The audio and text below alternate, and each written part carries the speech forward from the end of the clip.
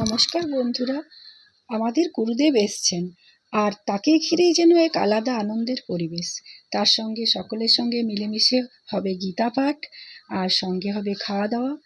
শুরু হয়ে গেছে রান্নাবান্নার আয়োজন আর এখানে এখন গীতা পাঠ শুরু হবে। দেখবেন শ্রীমদ্ ভগবত গীতাকে যদি আমরা কয়েকটি ভাগে ভাগ করি, শ্রীমদ্ ভগবত গীতাকে আমরা কয়েকটি ভাগে যদি ভাগ করি, দেখুন আসবে শ্রী মদ ভগবত গীতা। বোঝা গেল?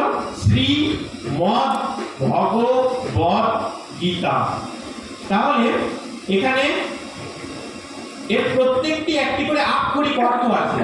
এই আক্ষরিক অর্থগুলো কি কি সেটা একটু ভালো করে মনোযোগ দিয়ে শুনবেন।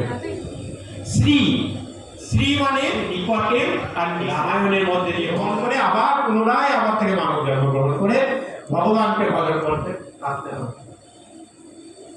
সেই জন্যই বলা হয়েছে যে জীবনে ভালো থাকতে হলে সব সময় কি বলতে হবে না, সত্যম প্রিয়ম আর হিতম, মানে সত্য কথা বলতে হয়, প্রিয় কথা বলতে হবে এবং লোকের যাতে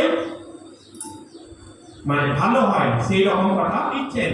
জানবেন জীবনের প্রত্যেকটি পদক্ষেপে আপনাদেরকে আর কারোর কাছে প্রধানত হতে হবে না যে আমি এটা শুনেছিলাম বা আমি এটা জানি, বা কেউ ধরুন বললো আপনাদেরকে আমার অষ্ট সখীর শিরোমণি রাধে কি জয়,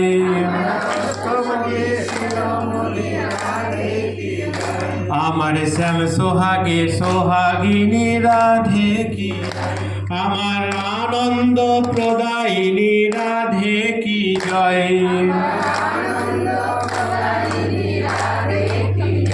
জয় রাধে জয় রাধে জয় রাধে জয় রাধে জয় রাধে জয় রাধে জয় রাধে। সুন্দর মুহূর্ত সব মিলিয়ে দিনটা স্মরণীয় হয়ে থাকলো আর গুরুদেবের আশীর্বাদে আমাদের সকলের জীবন সুখ শান্তি আর আনন্দে ভরে উঠুক। তো এখন আমরা খাওয়া দাওয়া শুরু করে নিয়েছি।